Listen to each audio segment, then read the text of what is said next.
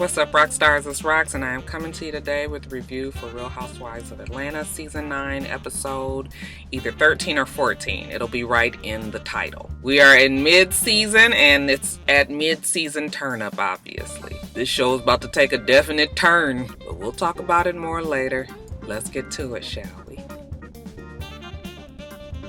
Alright, you guys, so the show opens where it ended last week, which was with Kenya and Porsha and them all arguing about, her anger management. Once they finally get it settled down, Cynthia's just like, well, how is anger management,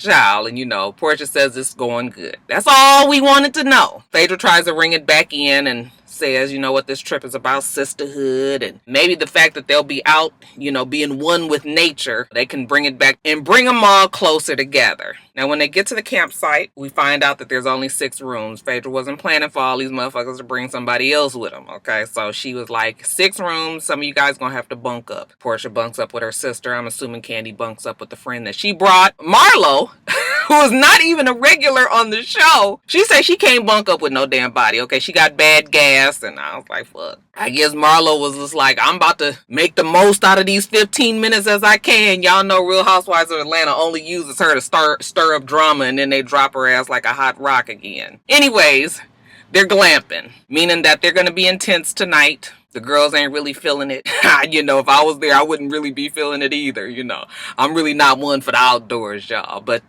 before the bus takes them out there, they section off. We get Sheree and Marlo, they rubbing elbows together. And, Sheree just kind of puts it out there in the universe that these girls be faking. One of them is spreading rumors that the other one is a lesbian. Marlo was like, who? Candy? Sheree, I'm not saying no names. Ooh, that's Sheree. She says that they can never move forward because everybody keeps secrets. I'm thinking like they've been doing it for fucking 9 seasons. Why we got to start telling all of the secrets now? It's been working all this time. So I'm just looking at Sheree like, you are so full of shit. Okay, both her and Marlo. Anyways, they go out on the campsite. The bus takes them to where the tents are going to be pitched. Takes 2 hours plus for the girls to get these tents up. Okay, just picture a whole bunch of black women out there don't know what the fuck they doing. That shit was funny though when Kenya went and asked Sheree to help her with the air mattress. Oh, that shit was so funny. Did you guys see Kenya's butt? What is going on? It's so big. Like, I'm just thinking, like, why? It's so muscular. Is that what you get from doing squats? I don't work out. Okay, I'm fine with my ass. Y'all explain to me, like, what's going on there? So they get the tents up, and after, that, they all sit around rousing fire, and the girls are just talking about how, they happy to be there, and we're gonna see if we can get this sisterhood thing going. Marlo starts it off with letting Kenya know that her fucking eyelashes are too thick and too big. Just like, what does that have to do with anything? Kenya is just like, okay, here we go. Actually, I was just like that too, because it's just like, you can obviously tell that Marlo just likes to get shit stirred up. Okay, she always picks out whoever is the most popular on the show. She'll pick them out because you guys know she's been in it with Nene. She's been in it with Sheree. She's been in it with Kenya. She definitely sets her sights on the big dog. Okay, she don't fuck around with them little ones. Tried to get into it a little bit with Candy at one time, but I guess she figured, what, let's go for Kenya. It's easier. Kenya is just like, see, you gonna go there, and I've apologized numerous times, like, what do you want me to do? I mean, I can't even worry about it. Sheree, why would you make her feel like her opinion doesn't matter? Shut up, Sheree. Because you don't even care about Marlo like that. So, it starts to get really bad. Marlo is definitely one not to pull punches. She says she can't worry about Kenya because it's obvious if her own mama don't love her, then, she can't expect anybody else. I was just like, yeah, that's below the belt. Certain things we know that it will definitely hurt somebody. You say shit when you really want to hurt them. That was one of those kind of things. But nobody has ever accused Marlo of being fair, now have they? So the girls, everybody's kind of taken aback by that last comment. So, Phaedra tries to bring it back in again. Starts talking about the sisterhood and how we need to just kind of be a little bit more caring for the other person and not letting it go there. Let's make a conscious effort to change. That's all we saying. But what really got on my nerves is the fact that Sheree, she wants us to believe that the fact that these lesbian rumors are floating around is really disturbing her life. Like, why the fuck do you care who somebody is sleeping with? At the end of the day, I could give a fuck who is a lesbian and who is not. So why does it bother you so much? It doesn't. See, that's the whole thing. It doesn't really bother her. It's just that she needs something to have going on the show. So she's the one who is actually making shit worse. That damn charade wore me the fuck out last night. That's all I can say. Now, the next morning, everybody wakes up after their miserable night's sleep. Everybody but Phaedra. You know, she's trying to keep it positive. And Marlo walked back to the fucking cabins at 3 o'clock in the morning. She was just like, bump this. So, the girls, you know, they get themselves together. They drive back in the bus to the campsite, meet back up with Marlo, and they decide they're going to have a brunch. Now, today is Kenya's day. She is going to make sure that the girls have a good time. Everything is about adventure. You know, yesterday was a little bit of a downer. So the girls agree they're going to have a good time at the second day at the camp. Okay, but first things first, Phaedra, how's your divorce? I was like, oh my God, is this about to go left? But Phaedra handles it. She says the divorce is not quite finalized yet, but it's coming. But I thought that you can get a divorce like when the person go to jail. You can get a divorce like in 30 or 60 days. Phaedra was like, well, that's because your dumb ass never been to college and you never read a book, so you don't really know that these things don't just happen in 30 to 60 days. You listening to your mama. We all like to claim to be from the streets, but they can't tell you everything, baby. Cynthia jumps in and says that her divorce is just about finalizing because her and Peter didn't have shit together anyway. And, you know, she starts to feel like she's going to get a little, you know, emotional, thick in the chest. Okay, her throat. But she brings it back together. All right, Marlo jumps up and runs down there and gives her a hug. She was just like, no, I'm okay. But she's upset because Peter doesn't want to have, you know, the final divorce settlement signing meeting. Okay, he would rather just sign it and move on with his life. And I just cracked up because, you know, Cynthia was so hurt. She said that was going to be her closure. Child, I tell you, that Cynthia, like, she really got, you know, the game fucked up. But bless her heart, she just wants everybody to be friends. And she is Sagittarius, as y'all tell me, one of my really good, close friends. She's one of them Sagittarius that want to be fucking friends with everybody. Fuck that. What you need to talk to him for? You moved on. Okay, talk to him later. Some years down when you fully disconnected. But all this trying to be friends and shit. I'm getting off. Let me get back on track. Cynthia and Peter's divorce is just about finalized. Okay, so we got that, right? The girls console her. You know what? Just keep your heart open. Love will come again. You know, we strong women. Half of them have been through a fucking divorce. I'm just like, Candy, you better watch out, girl. It's an attack on marriages on these reality shows. I hate to see it because her and Todd seem to really care about each other. But yeah, I'm just like, girl, we might have to be making some decisions soon. Anyway, they get the day of fun started. First up, okay, they're gonna go pedal boat and kayaking. That don't go over too well because, you know, we as black women, we have a fucking problem being out in the goddamn water. We don't want to get wet. You know, we can't swim. Shit, we almost not too sure if it's gonna splash up on our hair. Everybody worried about their old dry ass coochies. I'm thinking to myself, like, a little water ain't gonna help scratch a little bit in there.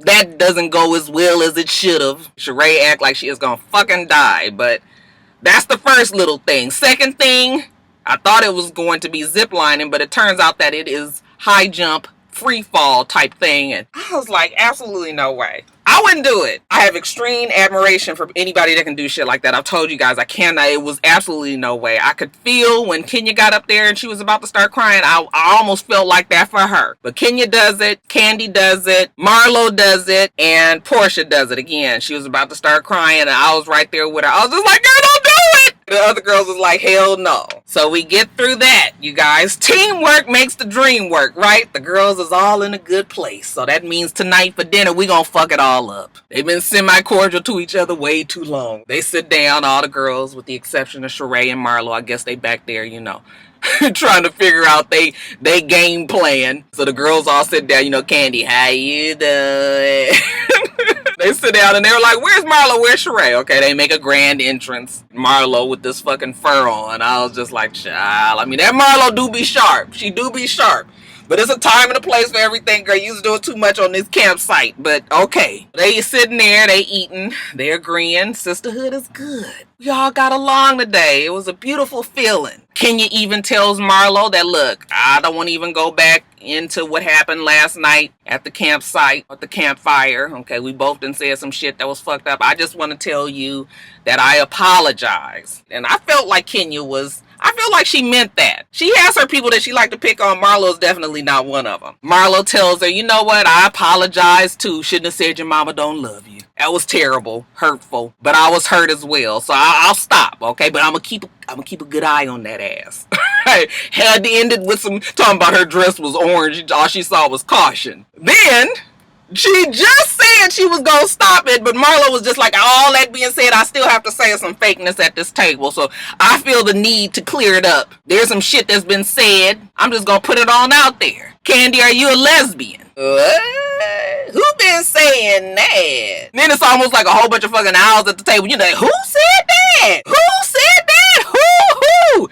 You know who the fuck who. Folks got very uncomfortable. Okay. You saw fucking Phaedra tossing them damn drinks back. All right, Sheree kind of looked down, smoothed her hair down, and then finally she says, okay, well, that was a private conversation between me and you. But, yeah, well, Porsha, if you want to keep it all the way funky, you the one that called her a lesbian. Everybody was just like, no, it's not Porsha, the one that was just saying that she need to say it. Wait a minute, I did not call her a lesbian. I might have insinuated, but I did not say she was a lesbian flat out, which she didn't. She did not. All right. I was totally understanding what Porsha was saying. You know what? They was in a conversation. The shit was shady to begin with. Okay. She said something about her being in the closet or maybe not.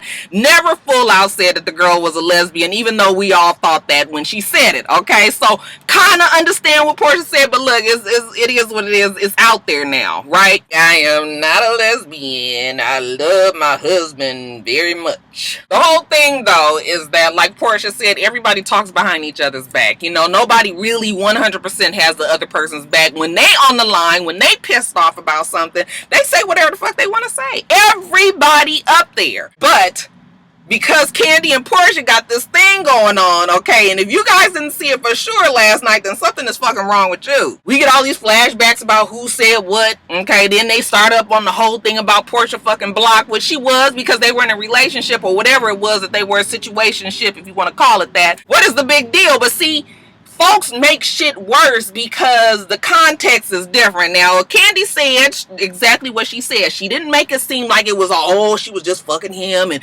all of this. She just said they was in a relationship together. It's assumed that they were having sex. Again, not that big of a deal. But see, Sheree, she is a fucking messy ass bitch in this. I know I'm gonna get my rock stars out there to say, well, you shouldn't say it. Yeah, that's one thing. All right. But the whole other thing is, like I said, they've been doing it all these fucking years. Like, it's been working. Like, why do you feel like you have to be the one to bring the fucking news? Okay, it's because you ain't got shit else to do. You ain't got no goddamn business. Everybody else got businesses, families, kids, They doing the damn thing. And then here goes Sheree with this fucking mansion that she can't get her ass up in, even though she's in it now. And between her selling t-shirts and, charging $5 for a picture at the fucking park, she ain't got nothing else to do. Okay, so this is her way of making sure that she stays on the show. Like she said, she will carry the bone. But I was just like, I cannot with Sheree today. You can almost see the internal struggle between Candy and Porsha, whether or not they wanted to just go on and say the whole thing and be like, fuck it, it's out there not, or if they still want to try to hold whatever happened between the two of them back, okay? So Candy just says, I have tried it, believe me I have, but I am not the only one at this table that has. Alright, so now everybody turns their eye to Porsha like, Porsha, you been dipping in the lady pond? I have done just as much as she has. Porsha was just like, well, what have I done? Alright, again, if for people that's done some shit with somebody else and then shit go bad and now you trying to figure out if you're going to tell on the other person, but that means you're going to tell on yourself too, this is one of them situations, kind of calling each other's bluff, like, bitch, you said, I'm going to put it right back on you. You did exactly what I did. Okay, so that's what was going on here. Read between the line, rock stars. Baby girl, I know what you have done, so let's not go there. Let's not do that. Alright? Yeah, y'all, Porsha and Candy. I wonder if they had fun. That's what I want to know.